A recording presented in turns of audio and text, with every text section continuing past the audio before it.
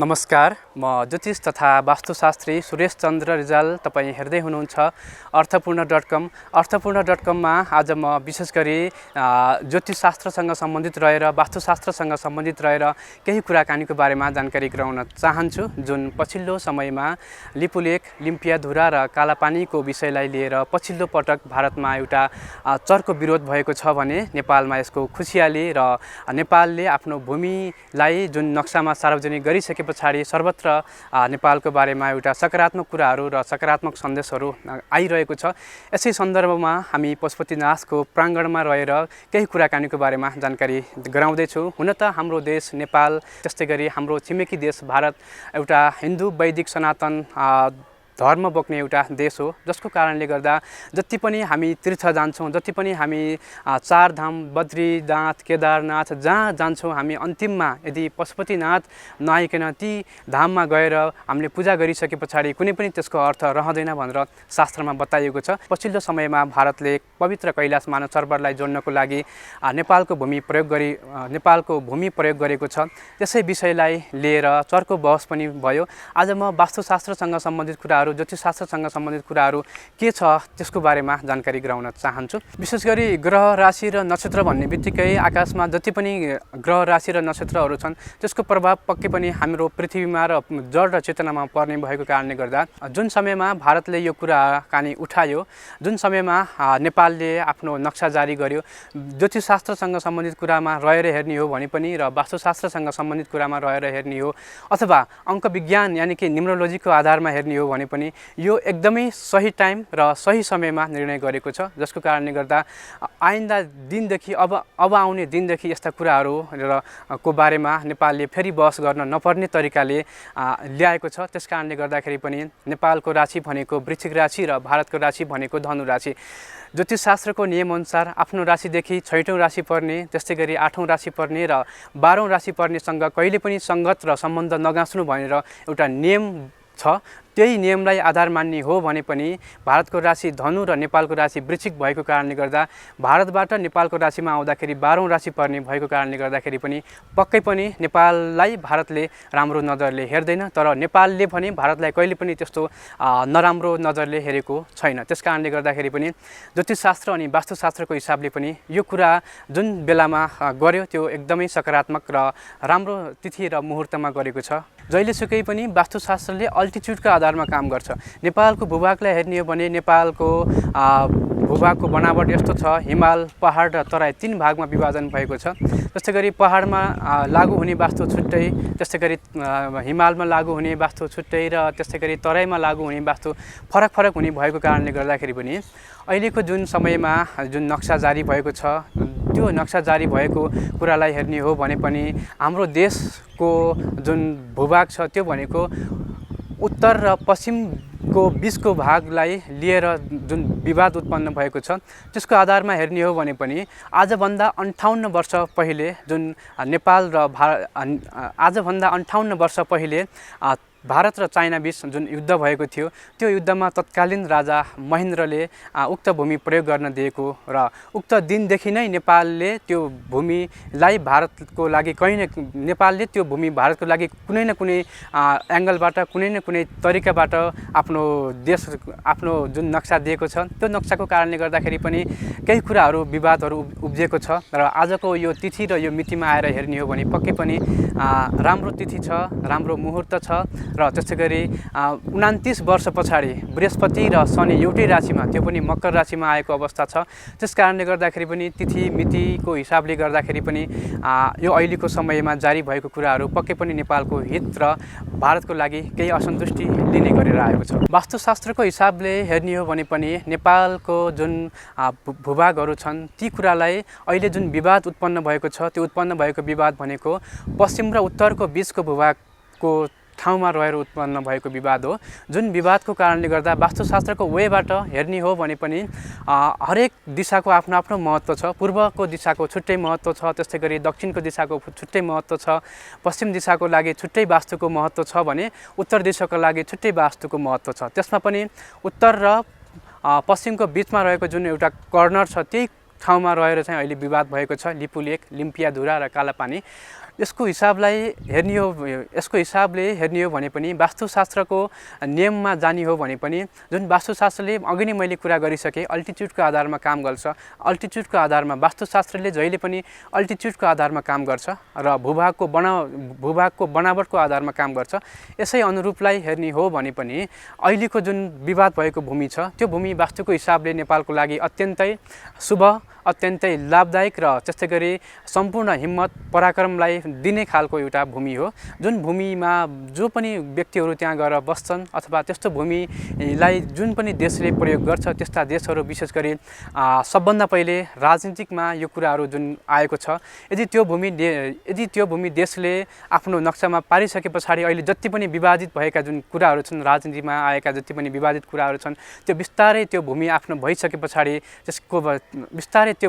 भइसके पछाडि सकारात्मक ऊर्जा आइसके पछाडि जति पनि रोकेका काम कारबारहरू छन् त्यो भूमिको कारणले गर्दा सफल हुनेछ। त्यस्तै गरी जति पनि कूटनैतिक कुराहरू छन्, विदेशीसँग सम्बन्धित कुराहरू, त्यस्तै गरी हाम्रो देशले विदेशमा, त्यस्तै गरी विदेशले हाम्रो देशमा आएर जति पनि सहयोग गर्ने, जति पनि लगानी गर्ने कुराहरू बिचमा रोकिएको छ।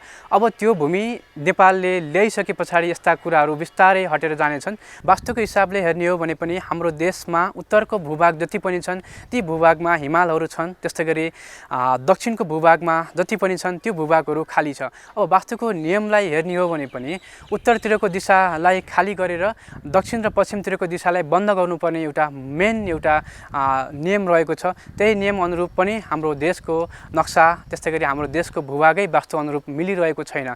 उत्तरबाट जुन हिमालबाट जुन बग्ने नदीहरू छन् ती जति पनि नदीहरू छन् दक्षिणतर्फ बगेको छ, त्यो एउटा सकारात्मक कुराहरू होइन देशको लागि। र अर्को एउटा नियमलाई हेर्ने हो भने पनि जति पनि भूभागहरू छन् ती भूभागहरू विशेष गरी दक्षिण र पश्चिमी सिमानाहरू खुल्ला भएको कारणले गर्दाखेरि पनि अब यदि नेपालले आफ्नो समृद्धि चाहन्छ र यदि नेपालमा समृद्धि भित्राउनु छ र नेपालले यदि समृद्धिको लागि यदि लड्ने हो भने सर्वप्रथम दक्षिण र पश्चिमको भूभागहरूलाई बन्द गर्नुपर्छ। यानि कि उत्तरबाट आउने जुन सकारात्मक ऊर्जा छ त्यो ऊर्जालाई दक्षिण र पश्चिमबाट बग्न नदिएर ती ठाउँमा चाहिँ रोक्नुपर्छ। त्यसको लागि बार लाउनुपर्ने, पर्खाल लाउनुपर्ने जे कुराहरू छन् त्यो नेपाल सरकारले गर्यो भने अब आगामी दिनहरूमा पक्कै पनि वास्तुशास्त्रको अनि ज्योतिषशास्त्रको नियमले यो कुरालाई पालना गर्नेछ।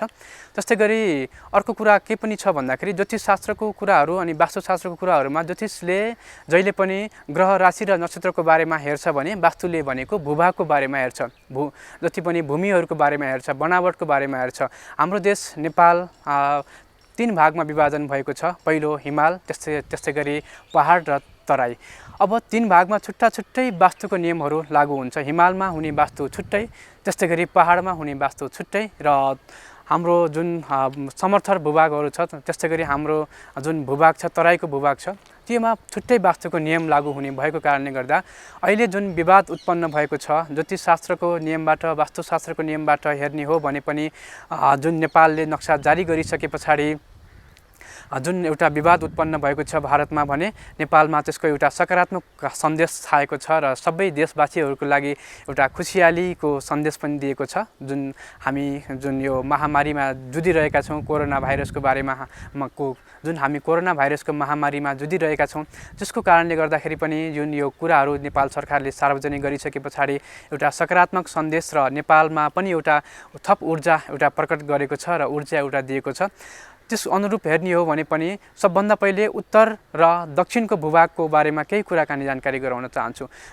वास्तुशास्त्रले छुट्टै दिशामा छुट्टै रुल्सहरू रहेको छ र ती रुल्समा रहेर काम गर्दछ। जस्तै कि पूर्वमा बस्ने मान्छेहरूको स्वभाव कस्तो, त्यस्तै गरी दक्षिणी भागमा बस्नेहरू मान्छेहरूको स्वभाव कस्तो, अनि त्यस्तै गरी पश्चिमी भागमा बस्ने मान्छेहरूको स्वभाव कस्तो, अनि उत्तरी भेगमा बस्ने व्यक्तिहरू अथवा उत्तरी भेगमा बस्ने मान्छेहरूको स्वभाव कस्तो र ती भूभागको बारेमा र ती भूभागहरूको चाहिँ बनावटको आधारमा त्यहाँको वास्तुको हिसाबले पनि त्यो भूभागहरू कस्तो छ भन्ने कुराहरू प्रष्ट रूपमा शास्त्रमा उल्लेख गरेको छ। त्यही अनुरूप नै अहिलेको जुन विवाद छ, जुन भारतले एउटा विवाद उत्पन्न गरेको छ लिपुलेख, लिम्पियाधुरा र कालापानीको विषयलाई लिएर, हुन त त्यो भूमिलाई भारतले आफ्नो नक्सामा पारिसके पछाडि धेरै लामो समयसम्म पनि यो कुराहरू गयो। सन् 1962मा चाइना र भारतको जुन युद्ध भयो र युद्धमा भारतले आफ्नो हार बेहोरिसके पछाडि तत्कालीन राजा महेन्द्रले भारतको पक्षमा सपोर्ट गरिसके पछाडि केही समयको लागि लिपुलेख, लिम्पियाधुरा र कालापानीको क्षेत्रमा आफ्नो भारतीय सेना राख्नको लागि अनुमति दिए। जुन बेलादेखि नेपालले अनुमति दियो भारतीय सेना राख्नको लागि, त्यो बेलादेखि नै अब देशले प्रगति गर्न सकेको छैन। किन भन्दाखेरि त्यो भूमि कुनै न कुनै हिसाबले भारतले आफ्नो पक्षमा पारिसक्यो। बिस्तारै बिस्तारै त्यहाँबाट आउने जुन ऊर्जा छ, सकारात्मक ऊर्जा छ, त्यो ऊर्जाहरू हटेर गयो, त्यो ऊर्जाहरू बिग्रिएर गयो र त्यो ऊर्जाबाट देशमा आउनुपर्ने जुन सकारात्मक कुराहरू छन् त्यो बिस्तारै हटेर गयो। त्यसको कारणले गर्दा सबभन्दा पहिले राजनीतिक क्षेत्रमा त्यसले एउटा असर गरे। जुन हामीले भूभाग भारतलाई आफ्नो सेना राख्न दियो, त्यो राखेको मितिदेखि हेर्ने हो भने पनि 58 वर्ष भइसक्यो अहिले, र 58 वर्षको कुरालाई हेर्ने हो भने पनि देशमा एउटा स्थायित्व राजनीति हामीले पाएको छैन। त्यस कारणले गर्दाखेरि पनि अब यो नक्सा सार्वजनिक गरिसके पछाडि र हाम्रो देशमा र हाम्रो अब यो नक्सा सार्वजनिक गरिसकेको छ नेपाल सरकारले, र कडा रूपमा र त्यस्तै गरी भारतको विरुद्धमा लागेर यो नक्साको बारेमा यदि हामीले बहस चलायो र वकालत गर्यो भने पक्कै पनि त्यो भूमि, त्यो नक्सा हाम्रो पक्षमा हुनेछ। यही भन्छ ज्योतिषशास्त्रले अनि वास्तुशास्त्रले। जुन मितिमा नेपालले आफ्नो नक्सा सार्वजनिक गर्यो, त्यो नक्सा सार्वजनिक गर्ने जुन तिथि र मितिको हिसाबले हेर्ने हो भने पनि शनि ग्रह, त्यस्तै गरी बृहस्पति ग्रह आफ्नै एउटै राशिमा बसेको कारणले गर्दाखेरि पनि यो समय अत्यन्तै सकारात्मक र अत्यन्तै हितकारिक समय रहेको छ। किन भन्दाखेरि शनि ग्रहले मात्रै मान्छेलाई धर्म गर्ने, कर्म गर्ने, ज्ञान, गुण, रीतिरिवाज सिकाउने भनेको शनि ग्रहले। त्यस्तै गरी बुद्धिसँग, विवेकसँग काम गर्न सिकाउने भनेको देवगुरु बृहस्पतिले। यी दुईवटा ग्रहहरू एउटै राशिमा भएको समयमा नेपालले जुन नक्सा सार्वजनिक गरेको छ, पक्कै पनि त्यो नक्साको कारणले गर्दा आगामी दिनहरूमा त्यो नक्साको कारणले गर्दा देशमा एउटा शान्ति छाउने छ। त्यस्तै गरी राजनीतिक दलहरूमा जति पनि एउटा देखेको छ, जुन स्थायित्व एउटा अहिलेसम्म देख्न सकेका छैनौँ, त्यो कुराहरू पनि बिस्तारै बिस्तारै त्यो नक्साको कारणले गर्दा हाम्रो देशले पाउनेछ। त्यस कारणले गर्दाखेरि पनि अबको यो दिनदेखि जुन समयमा भारतले नक्सा आफ्नो सार्वजनिक गरेको थियो, त्यो सार्वजनिक गरेको समयलाई हेर्ने हो भने पनि सन् 2019 को टाइममा जो नक्सा सार्वजनिक गर्यो र नेपालमा त्यसको एउटा विरोध स्वरूप र त्यसको बहस सुरु भयो। 19 लाई हेर्ने हो भने पनि अन्तिममा 9 नम्बर आएको छ। अब अङ्क विज्ञानको आधारमा हेर्ने हो भने पनि 9 नम्बरलाई मङ्गल ग्रहले रुल्स गर्छ, र मङ्गल ग्रह भनेको नेपालको राशिको मालिक पनि मङ्गल ग्रह हो, र यही 19 मा उब्जिएको कुराले गर्दा नेपालले यो भूमि पाउनको लागि सक्षम हुनेछ भनेर ज्योतिषशास्त्री अनि वास्तुशास्त्रीहरूले बताइरहँदाखेरि, किन भन्दाखेरि 19 भन्ने बित्तिकै अन्तिममा 9 नम्बर आयो। 9 नम्बर भनेको मङ्गल ग्रहको नम्बर हो, र मङ्गल ग्रह भनेको देशको एउटा राशि पनि हो। त्यस कारणले गर्दा देशको राशि भइसके पछाडि अब भारतको राशिलाई हेर्ने हो भने भारतको राशि भनेको धनु राशि। अब धनु राशिबाट वृश्चिक राशिमा जाँदाखेरि यो सम्बन्ध राम्रो हुने राशि होइन। किन भन्दाखेरि ज्योतिषशास्त्रको रुल्सलाई हेर्ने हो भने पनि आफ्नो राशिदेखि 6औं राशि पर्ने, 8औं राशि पर्ने र 12औं राशि पर्नेसँग कहिले पनि सम्बन्ध नगाँच्नु, धेरै लामो समयसँग सम्बन्ध नगाँच्नु भनेर हाम्रो नियममा बताएको छ, ज्योतिषशास्त्रको नियममा। त्यही अनुरूप भारतले नेपाललाई केही कुरामा दबाएको छ, केही कुरामा हामीलाई कमजोर बनाउन खोजेको छ। तर नेपालको राशि वृश्चिक राशि हो। किन भन्दाखेरि वृश्चिक राशिको मालिक ग्रह भनेको मङ्गल ग्रह, र 2019 मा उब्जेको कारणले गर्दा अब भारतले हाम्रो भूमि अब फिर्ता दिन खोजिरहेको छ। त्यो कारणले गर्दाखेरि पनि यो एउटा ऐतिहासिक समय बनेको छ। यो एउटा ऐतिहासिक कुरा हो, र आजभन्दा 58 वर्ष पहिले पनि यही ग्रह नक्षत्रहरू आकाशमण्डलमा उब्जिएको बेलामा चाहिँ तत्कालीन राजा महेन्द्रले त्यो भूमिमा भारतीय सेनालाई बस्न दिएका थिए, र जुन समयमा भारतीय सेनाले त्यो आफ्नो क्षेत्र बनाएर चाहिँ प्रयोग गर्यो, त्यसै समयदेखि नै बिस्तारै बिस्तारै देशमा प्रगतिका मार्गहरू छन् त्यो हटेर गयो, त्यो कुराहरू बिस्तारै देशले गुमाउन पुग्यो र आज आएर र अहिले आएर चाहिँ जुन देशले आफ्नो नक्सा समेटिएर भूभागलाई जुन लिपुलेक, कालापानी र लिम्पियाधुराको नक्सा सार्वजनिक गरिसके पछाडि अब आइन्दा हाम्रो देशले त्यो भूमिको लागि लड्ने हो र त्यो भूमिको लागि सङ्घर्ष गर्ने हो भने पक्कै पनि अहिलेको राजनीतिक दलहरू, त्यस्तै गरी राजनीतिमा रहेर काम गर्नेहरूले पनि पक्कै पनि जस पाउनुहुनेछ। त्यस कारणले गर्दाखेरि पनि ज्योतिषशास्त्रको नियममा अनि वास्तुशास्त्रको नियममा रहेर हेर्ने हो भने पनि पक्कै पनि यो भूमि नेपालको हितमा र नेपालको लागि नै आउनेछ र भारतले केही कुराहरू गुमाउनु पर्नेछ। अन्त्यमा जति पनि मैले तपाईँहरूको लागि जानकारी गराएँ ज्योतिषशास्त्रसँग सम्बन्धित रहेर, वास्तुशास्त्रसँग सम्बन्धित रहेर नै मैले केही कुराकानीको बारेमा जानकारी गराएँ। वास्तुशास्त्रको हिसाबले, ज्योतिषशास्त्रको हिसाबले, त्यस्तै गरी अङ्कविज्ञानको हिसाबले अबको दिनमा नेपालले आफ्नो नक्सा फिर्ता ल्याउनको लागि कतिको भूमिका, अबको दिनमा नेपालले आफ्नो भूमि फिर्ता लिनको लागि जुन यो समय छ त्यो कतिको सकारात्मक समय रहेको थियो त्यसको बारेमा मैले केही कुराहरू जानकारी गराएँ। भाग्य, कर्म र वास्तु यी तीनवटा कुराकानी महत्त्वपूर्ण कुराकानी हुन्छन् हाम्रो जीवनमा। त्यस्तै गरी हाम्रो देशमा कुनै पनि कुरालाई हेर्ने हो भने पनि 33.33% हामीलाई भाग्यले सपोर्ट गर्नुपर्छ, त्यस्तै गरी 33.33% हामीले हाम्रो कर्म गर्नुपर्छ र त्यस्तै गरी 33.33% भनेको वास्तुले सहयोग गर्नुपर्छ। अहिलेको जुन समयमा नेपालले लिपुलेख, लिम्पियाधुरा र कालापानीको नक्सालाई आफ्नो भूमिमा समेटिएर जुन नक्सा सार्वजनिक गर्यो त्यो भनेको वास्तुको हिसाबले पनि, त्यस्तै गरी ग्रह, राशि र नक्षत्रको हिसाबले पनि अत्यन्तै सकारात्मक समयमा सार्वजनिक गरेको छ, जसको कारणले गर्दा आगामी दिनहरूमा यस्तै गरेर चाहिँ अडिग रहेर हाम्रो देशमा रहेका जुन राजनीतिक कर्मीहरू, त्यस्तै गरी हाम्रो देशमा रहेका राजनीतिक दलहरूले यदि जनताको भरपुर साथ रहनेछ यो समयमा, हाम्रा देशका राजनीतिक दलहरूले नडराइकन यदि यो नक्साको बारेमा आवाज उठाउनु भयो भने पक्कै पनि यो सकारात्मक कुराहरू र सकारात्मक कुराको कारणले गर्दा र नक्साको हिसाबले पनि देशको लागि सकारात्मक हुने भएको कारणले गर्दाखेरि पनि जनताले पूर्ण रूपमा देशलाई र राजनीतिक दललाई सपोर्ट गर्ने नै छन्। त्यस कारणले गर्दा यो भूमि अबको दिनदेखि नेपालकै हुनेछ। यही कुराकानीको बारेमा जानकारी गराउँदै अहिलेको लागि म तपाईँहरू समक्ष बिदा हुन चाहन्छु। अर्थपूर्ण.com हेर्दै गर्नुहोला, लाइक पनि गर्नुहोस्, सेयर पनि गर्नुहोस् र सब्सक्राइब पनि गर्नुहोस्। हस्त नमस्कार।